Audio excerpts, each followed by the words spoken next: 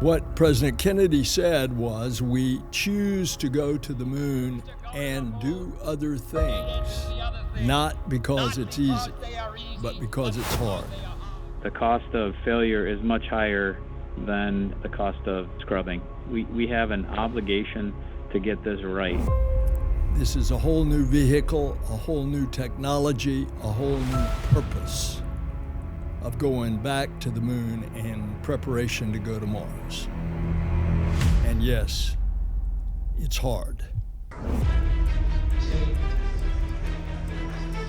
The countdown to T-0 starts approximately 2 days before launch.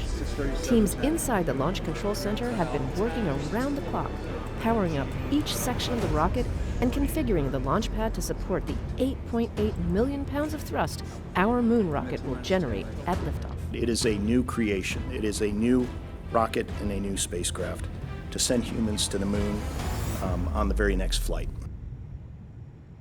Today, we make history. With the launch of the most powerful rocket the world has ever seen, we are taking the first step in humanity's return to the moon. I can tell you there's an energy and there's an excitement around the Kennedy Space Center, I would say, across the agency and all around the Space Coast as we get closer and closer to this launch. This mission will validate that the rocket and capsule do perform as expected before future Artemis missions send astronauts to the lunar surface. We have worked really hard to get here. The team has done an absolutely outstanding job, and we're up to the challenge, and I'm really looking forward to a successful test flight. You are looking at the world's most powerful rocket and Orion spacecraft live on Launch Pad 39B. Artemis 1 embodies the hard work of thousands across the world, determined to explore for the benefit of all. I'm Megan Cruz, and this is NASA astronaut Kayla Barron. When I first walked up and saw the view from the desk here, I was just blown away. This is the moment when it comes to the countdown, and then tension starts, and well, let's cross fingers, everything works well. Tension is rising, and we are fully excited here. Over the past few years, teams have put in thousands of hours, performing simulations and rehearsals to ensure that they are ready for this moment.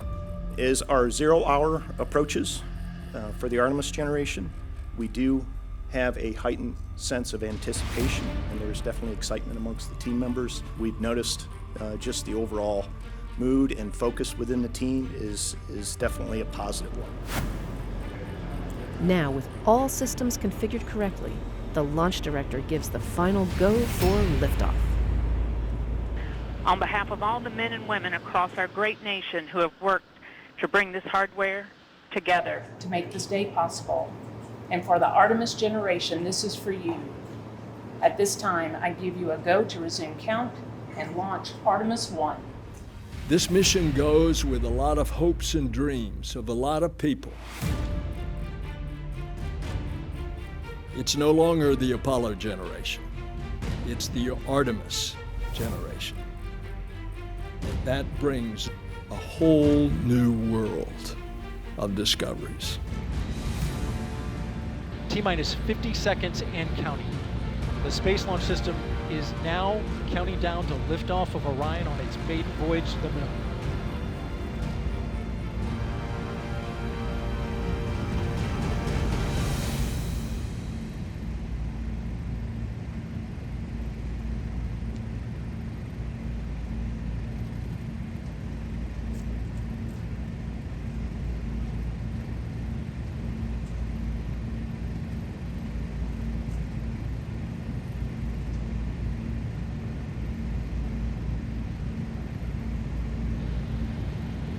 And here we go.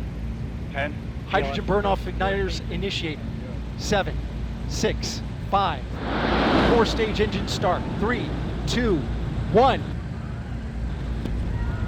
And liftoff of Artemis 1. We rise together back to the moon and beyond.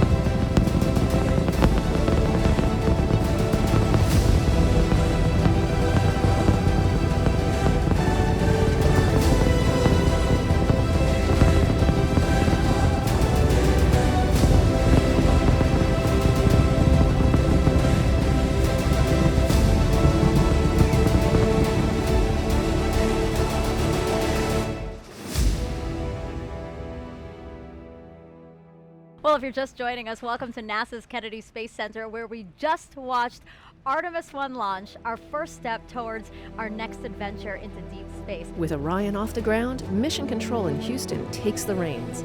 Our nation is returning to the moon. And we have worked hard as a team. You guys have worked hard as a team for this moment. This is your moment.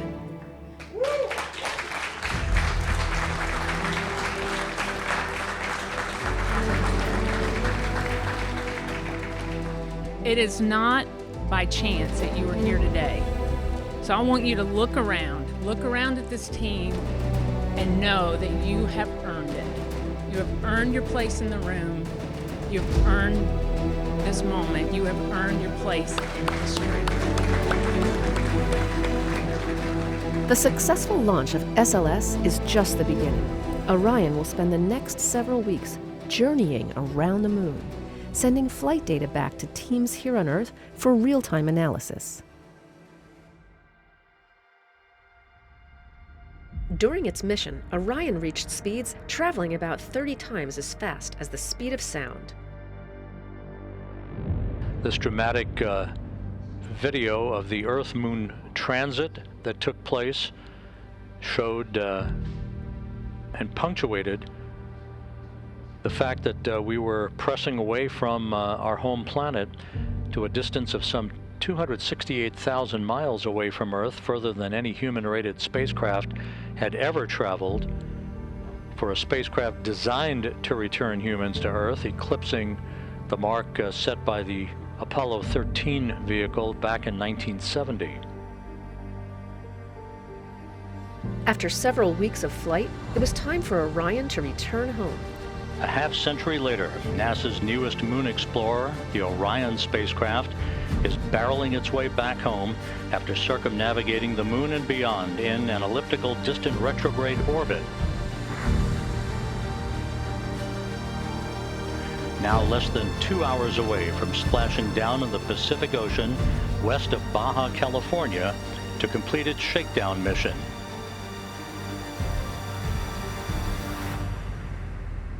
Like the Apollo missions of the past, Orion will have to endure incredibly high temperatures during re-entry of Earth's atmosphere.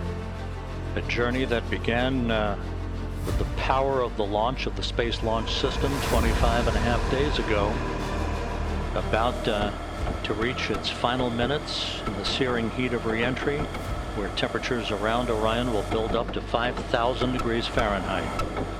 While re-entering Earth's atmosphere, the spacecraft slowed to about 300 miles per hour.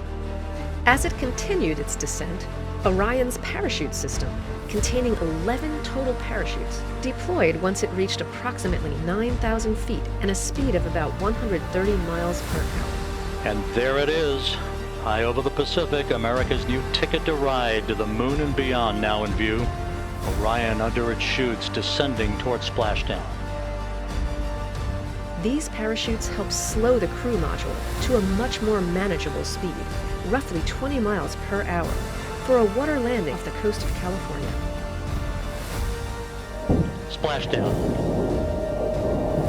From Tranquility Base to Taurus Littrow to the tranquil waters of the Pacific, the latest chapter of NASA's journey to the moon comes to a close. Orion, back on Earth.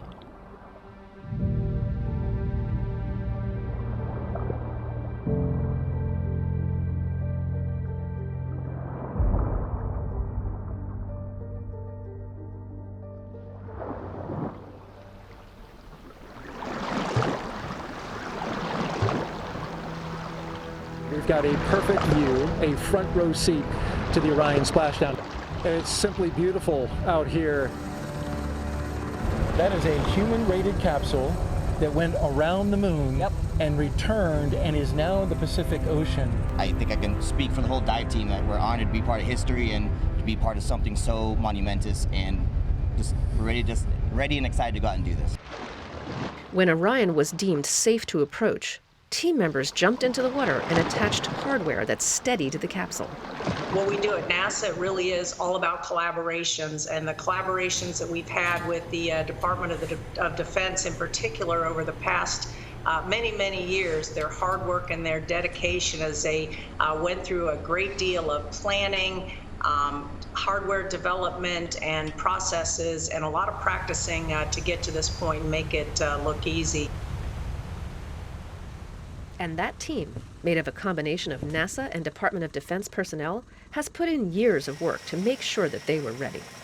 Melissa Jones, the recovery director, just came from outside the ship's control center where she was monitoring and, of course, managing her team in the midst of this recovery. So, Melissa, thank you for being here. Thank you for having me. It's just been a long time coming. We've been working this mission for a while, and we've done a ton of training. And every time you do training with a mock-up capsule, you don't have any of that. You don't have parachutes. You don't hear it coming back to the atmosphere, the sonic booms and all of that kind of stuff. And today that actually happened. It's just amazing.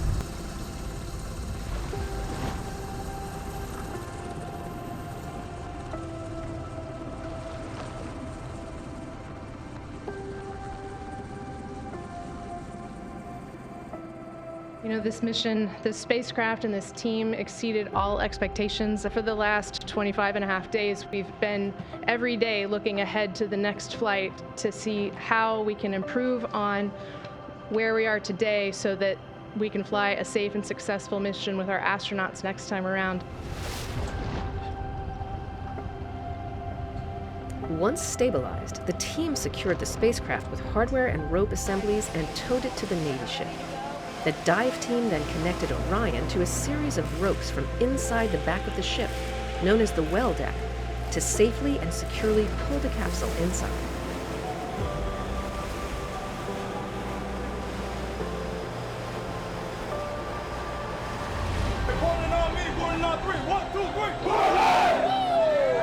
With Orion safely secured inside the ship, teams made their way to Naval Base San Diego, where the capsule was offloaded and prepped for its cross-country trip back to its home base, Kennedy Space Center.